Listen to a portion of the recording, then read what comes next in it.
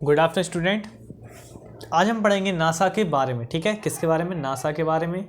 और हमें पता है बहुत सारे लोग एक्साइटेड होंगे कि नासा के बारे में ऐसा क्या चीज़ है जो हमें नहीं पता। देखिए, नासा बहुत सारी चीज़ों को उजागर नहीं करता है, बहुत सारी चीज़ों को नहीं बताता है, बट हमें क्या करना है, नासा के बारे में पढ़ना है। ठीक है, इंपॉर्टेंट चीज़ पढ़ना है जो हमारे पेपर से या सिलेबस में कहीं ना कहीं पूछी जा सकती हैं, या हमें कभी ऐसी चीज़ों का पता होना ज़रूरी है जो हम आपको बताएंगे। ठीक है, तो किसी के बारे में भी अगर आप पढ़ना चाहते हो तो फुल इन्फॉर्मेशन हमारे यूट्यूब चैनल पर मिलेगी आपको। आप लोग किसी और के बारे में जानना हो तो आप लोग कमेंट में बताइए, हम उसके ऊपर भी क्या करेंगे, एक वीडियो बनाएंगे आप लोगों के लिए और उसको अच्छे से अच्छे रूप में आपको सजा के देंगे, मतलब या बता के देंगे अच्छे से अच्छे, कि आप लोग को अच्छे से अच्छे समझ में आ सके। ठीक है, कोई भी टॉपिक या किसी प्रकार की न्यूज़। ठीक है, तो इसके लिए हम क्या करेंगे, आज हम नासा के बारे में पढ़ेंगे। सबसे बड़ी बात है कि नासा का फुल फॉर्म क्या है। ठीक है, नासा का फुल फॉर्म है नेशनल, ठीक है,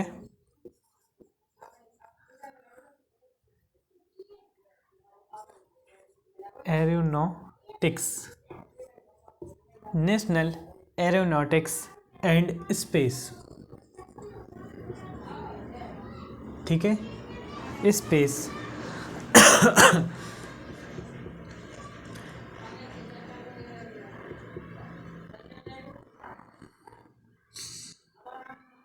एडमिनिस्ट्रेशन।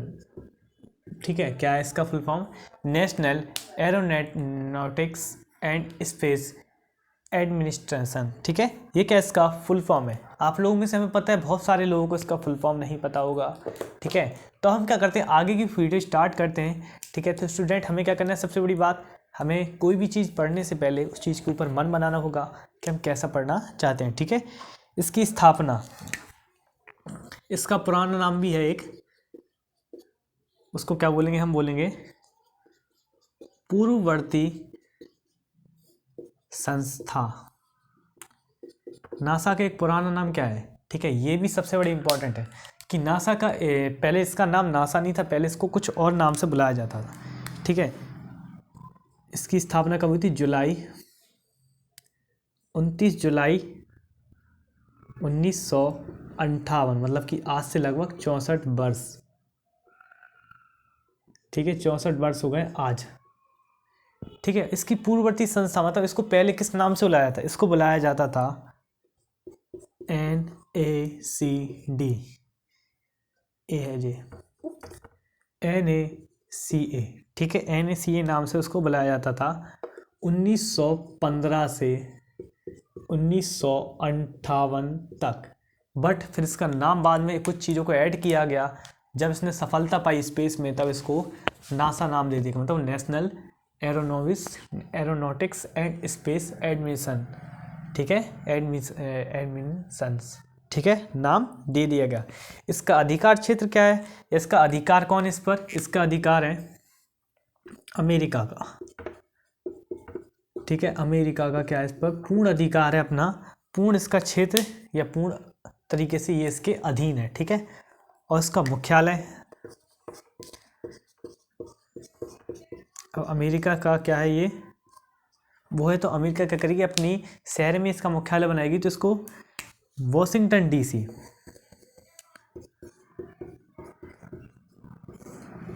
वॉशिंगटन DC क्या इसका मुख्यालय के रूप में जाना जाता है। इसके अंदर कितने कर्मचारी हैं जो वर्क करते हैं रात ना दिन, मतलब 24 घंटे इसके अंदर क्या होता है, काम चलता है। कभी क्या चीज़ आए तो हमें नहीं पता, इसलिए 24 घंटे क्या होता है इसके अंदर वर्क होता है।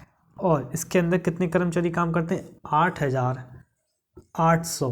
और ये कब की न्यूज़ है? ये है 24 अगस्त 2011 की। और जो कर्मचारी रिटायर होते हैं तो उनको एक शर्त करवाई जाती है कि आप लोग कोई भी इंफॉर्मेशन बाहर नहीं लीक करोगे। अगर आप लीक करोगे तो आपको जेल हो जाएगी आपकी फैमिली को और आपको जेल हो सकती है। ठीक है, इस टाइप से क्या होता है, वारंट साइन होते हैं इनके यहाँ, कि अगर इस प्रकार से अगर कोई भी इस चीज़ के ऊपर अगर करता है तो उसको सज़ा मिलेगी। और इसके संस्था के जो क्या बोलते हैं प्रबंधक है, वो कौन है? इसके प्रबंधक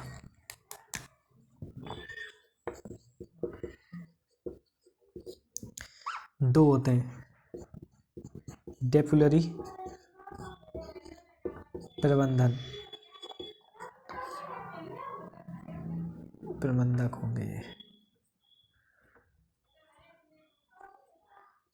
जैसे कि मान लो कि इस संस्था के जो डेपुटी प्रबंधक हैं, ठीक है, अब जैसे इस प्रबंधक को कुछ हो गया, ठीक है, जैसे कि कोई स्पेस क्राफ्ट या ऐसी चीज़ आई जो मर गए इसमें, मतलब ख़त्म हो गए, डेथ हो गई, या स्वाभाविक रूप से मृत्यु हो गई, तो उसके बाद क्या, कौन इसके ऊपर काम करेगा, या मतलब इस संस्था तो बिखर जाएगी। तो इसके लिए दो लोगों को रखा जाता है कि आप ये फर्स्ट रहिए, आप सेकंड रहिए, मतलब आप एक पीएम के रूप में और एक सिक्योरिटी सीएम मतलब कि असिस्टेंट बोल दो एक तरीके से, ये आगे काम करेंगे, पहले इनका फैसला मानेंगे, अगर ये नहीं है तो हम इनका फैसला मानेंगे, ठीक है। या उपराष्ट्रपति बोल दो, अपने राष्ट्रपति उपराष्ट्रपति, इसी तरह इनके प्रबंधक और डेप्यूटी प्रबंधक। तो पहले कौन इसके, चार्ल्स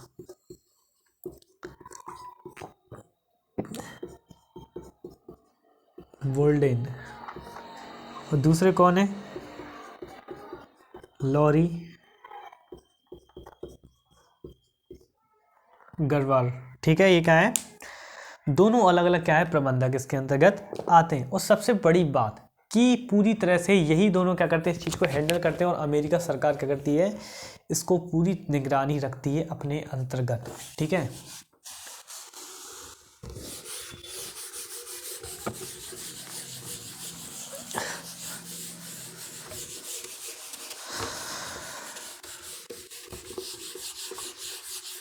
आपके यहाँ भी कोई संस्था हो तो आप भी ऐसा चाहोगे कि वो आपके अधीन रहे, ऐसा ना हो कुछ ऐसा काम करें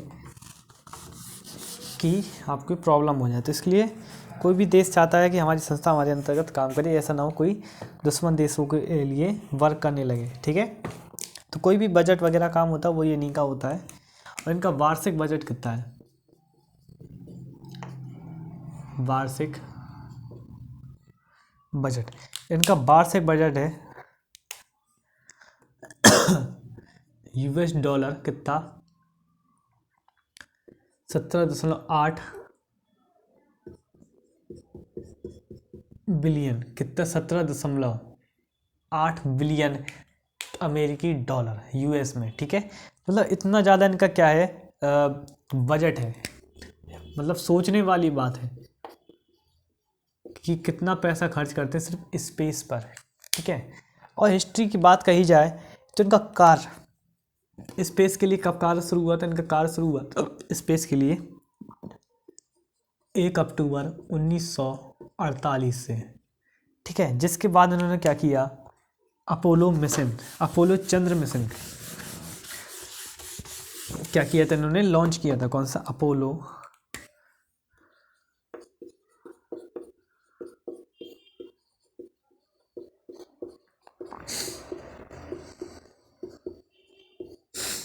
अपोलो चंद्रमा मिशन क्या किया था, लॉन्च किया था। इसके अंतर्गत इन्होंने सैटर्न 5 रॉकेट,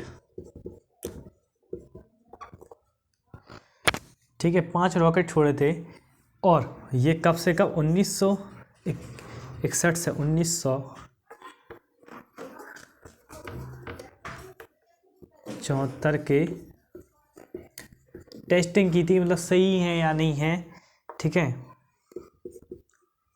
श्रृंखला उड़ान की थी।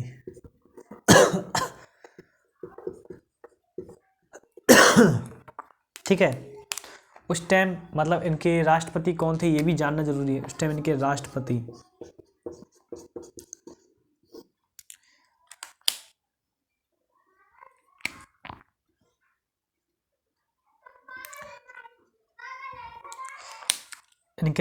थे जॉन एफ कैनेडी,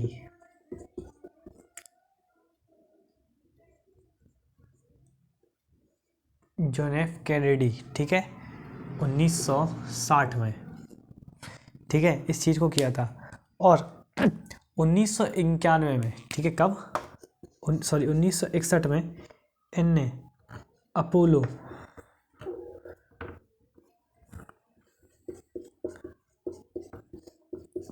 11 पूरा किया था, मतलब कि चंद्रमा पर पहुंचने वाला जो मानव मिशन था, इन्होंने क्या किया था, पूरा किया था 1961 में। अपोलो 11 को क्या किया था, पूरा किया था।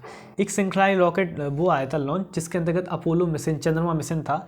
इसके अंतर्गत इन्होंने कितने 1961 से 1974 के बीच में एक श्रृंखला उड़ान की थी, जिसमें 5 रॉकेट, सैटर्न 5 मतलब 5 रॉकेट थे, जिसमें 2 रॉकेट यहाँ से वहाँ ले जाएंगे, एक रॉकेट वहाँ पे एस्ट्रा वो था जो उसके परिक्रमा करने के लिए आएगा, मतलब चंद्रमा की परिक्रमा करेगा, या उस रॉकेट से क्या होगा, चंद्रमा पर ये पहुँच पाएंगे, ठीक है।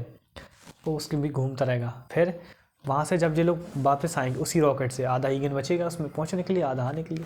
फिर 2 रॉकेट धरती पर वापस भेजने के लिए थे, ठीक है। तो इस टाइप से क्या किया, तो 5 रॉकेट का क्या किया था उन्होंने, वो किया था। 1961 से 74 के बीच में बहुत सारी प्रयोग किए इसके ऊपर, और 1961 में अपोलो 11 क्या किया था, पूरा किया था इन्होंने मिशन, जिसकी कॉस्ट, मतलब सोचने वाली बात है कि उसकी कॉस्ट कितनी थी। इतना भूत सवार था इन्हें कि उस टाइम इन्होंने डॉलर में 25.4 बिलियन डॉलर क्या किए थे, इसके अंतर्गत खर्च किए थे। वो जो 1973 की बात है, मतलब सबसे ज़्यादा इन्होंने इस चीज़ पर खर्च किया था। इसका ड्यूरेशन, मतलब इसका टाइम पीरियड कितना था, इसका ड्यूरेशन टाइम था 1961 से 1972 के बीच में। इन्होंने बहुत सारे पहले टेस्ट किए, उसके बाद 1961 में जो मिशन लॉन्च किया था उसको भेजा था, ठीक है। जिसके अंतर्गत एक कुतिया थी, उसको भेजा था पहले। बताते हैं आगे, पूरा समझाते अच्छे से कि कौन सा मिशन इनका सबसे ज़्यादा था, कितने इनने मिशन किए थे, क्या क्या किया था इस मिशन के बीच। मतलब पहली उपलब्धि जो थी इनकी अपोलो थी, ठीक है। अपोलो के अंतर्गत क्या किया था इन्होंने, देखिए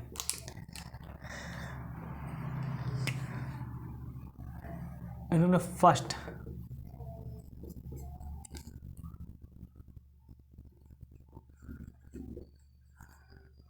क्रू फ्लाइट कब भेजी, मतलब अपने लोगों को कब भेजा था। 1961 में भी किया था, सफल किया था, फिर 62 सब में सफल रहे, कुछ फेल हुए, कुछ सफल रहे, ठीक है। तो इन्हें अपोलो 7 में, ठीक है, अपोलो 7 में इन्होंने 11 अक्टूबर 1968 में क्या किया था, ये मिशन को सफलतापूर्वक पहुंचाया था। और इनकी लास्ट फ्लाइट कब थी,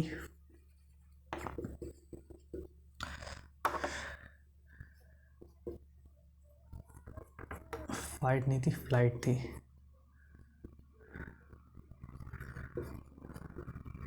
इनकी लास्ट फ्लाइट कब थी, अपोलो 17,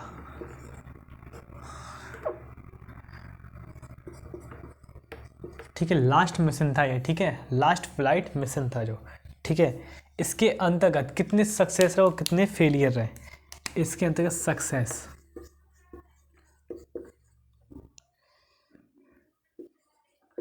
और फेलियर, इसके अंतर्गत इनके सक्सेस रहे पूरे 32,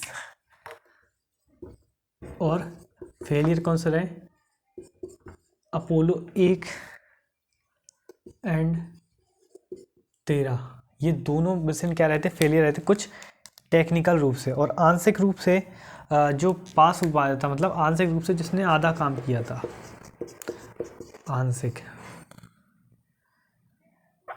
ठीक है, वो था एक, कौन सा था, अपोलो 6, जिसने आधा काम किया था, आधा बीच में छोड़ दिया था, ठीक है। और उस टाइम की बात है कि मतलब उस टाइम चंद्रमा को बहुत ज़्यादा दर्जा देते थे, बहुत अच्छे तरीके से क्या देते थे, दर्जा देते थे। आज तक इन लोगों के अलावा अभी तक चंद्रमा पर कोई कदम नहीं रख पाया, इस टाइप से मतलब कहा जाए, ठीक है। उस टाइम अपोलो ही नाम क्यों रखा गया, उस टाइम ग्रीक देवता सूर्य के, ग्रीक देवता का जो नाम था उसको अपोलो कहा जाता था, ठीक है। सूर्य के ग्रीक देवता, ग्रीक भाषा में जो देवता थे उनको क्या कहा जाता था, अपोलो। इसलिए इस मिशन का नाम क्या रखा गया, अपोलो रखा गया, जहाँ पर इन्होंने 20 जुलाई 1989 में क्या किया था, नील स्ट्रॉन्ग ने क्या किया था, इस पर अपना पहला कदम रखा था।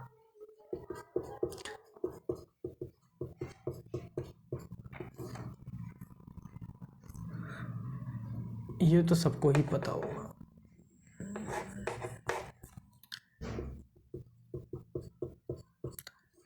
ठीक है, नील आर्मस्ट्रॉन्ग ने क्या किया था, इस पर पहला कदम रखा था चंद्रमा पर।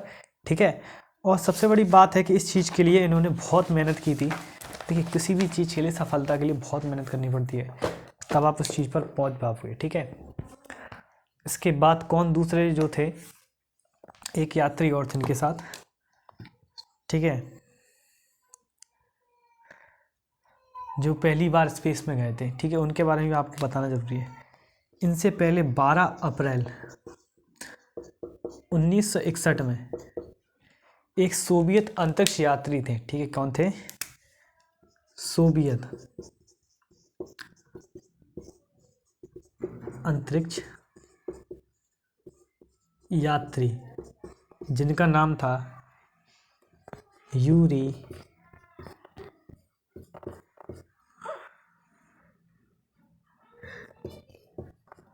गगनयान।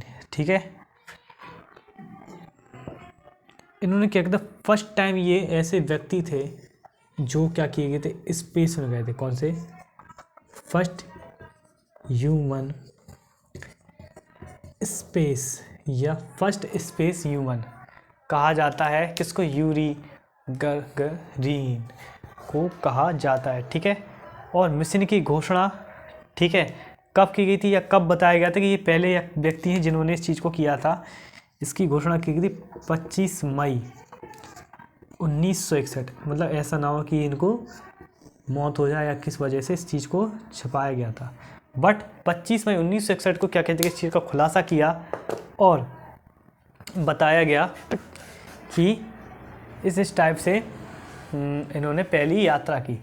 और सबसे बड़ी बात है कि चंद्रमा मिशन को कितने टाइप से मतलब किया गया, कितने टाइप से करने की योजना थी। ये 4 टाइप से योजना थी जिससे चंद्रमा मिशन को करने के लिए, मतलब कि कैसे यात्री वहाँ पे पहुँचेंगे या कैसे क्रू वहाँ पे पहुँचेगा। ये 4 टाइप से बताया गया साइंटिस्ट लोगों ने कि 4 ऐसे तरीके हैं जिससे क्या होगा, हम वहाँ पर पहुँच सकते हैं। कहाँ पे, मिशन पे, मतलब चंद्रमा मिशन की घोषणा की थी 25 मई 1961 को। बताया कि हमारा ये पहला व्यक्ति वहाँ पे पहुँच गया है स्पेस में। अब हम क्या करते हैं, चंद्रमा मिशन की घोषणा करते हैं। कब बोला था इन्होंने, 25 मई 1961 को। ठीक है, इसके बाद क्या हुआ था, शुरुआत में इन्होंने 4 बोली थी, 4 चीज़ें बोली थी। ठीक है, वैज्ञानिक लोगों ने कि हम क्या करेंगे, 4 तरीक़ों से क्या करेंगे, लोगों को भेजेंगे। कैसे, सीधी उड़ान। ठीक है, दूसरा था पृथ्वी परिक्रमा केंद्रीय उड़ान, चंद्र सतह केंद्रीय उड़ान। चौथा, चंद्रमा कक्षा केंद्रीय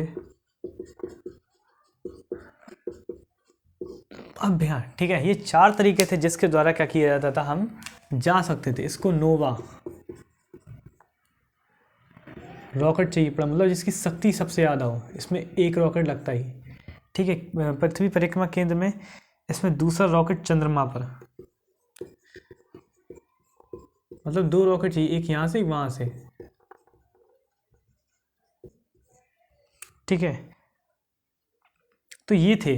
तो इन्होंने बोला कि हम सीधी उड़ान करेंगे तो बहुत ज़्यादा फ्यूल खर्च होगा, बहुत पैसा खर्च होगा। पृथ्वी की परिक्रमा केंद्रीय उड़ान, इस चीज़ में उन्होंने विचार किया। फिर उन्होंने चंद्रमा की सतह पर केंद्रीय उड़ान, मतलब कि पहले पृथ्वी केंद्रीय परिक्रमा करके फिर चंद्रमा की सतह की केंद्रीय परिक्रमा करके, फिर उन्होंने चौथा था चंद्रमा कक्षा केंद्रीय अभियान। तो इन्होंने इस चीज़ को बोला कि हम क्या करेंगे, 2 मिशन को क्या करेंगे, 2 चीज़ों को एक साथ कर सकते हैं, इसको और इसको, मतलब तीसरा और दूसरा और चौथा। इसको हम इन्होंने 11 जुलाई 1962 में इन दोनों को चुना और इनके द्वारा क्या किया था, इस चीज़ को भेजा गया था, मतलब कि चंद्रमा पर क्रूज़ को भेजा गया, उससे कि ये क्या रहा, सफल रहा। और स्टूडेंट, नासा के बारे में और भी अगर चीज़ें आपको जानना है तो सबसे बड़ी बात है कि आप लोग अपना टाइम हमें दीजिए, हम आपको बहुत अच्छे तरीके से समझाएंगे इसको। बट हम एक सीरीज टाइप से स्टार्ट करने वाले हैं, भारत के हर एक प्रत्येक राज्य के बारे में जितना हो सके उतना बताएंगे आपको, जिससे कि आप अपने राज्यों के बारे में जानो, जिससे कि कोई भी क्वेश्चन राज्य के प्रति पूछा जाए तो आप बता सको, ठीक है। और अगर किसी राज्य के बारे में आपको विशेषकर रूप से जानना है तो हम विशेषकर उसके लिए वीडियो बनाएंगे, ठीक है। तो आज के लिए इसमें इतना ही। वीडियो को लाइक शेयर, चैनल को सब्सक्राइब करना बिल्कुल भी ना भूलें, ठीक है। स्टूडेंटों को भी ऐड कर दीजिए बहुत सारे।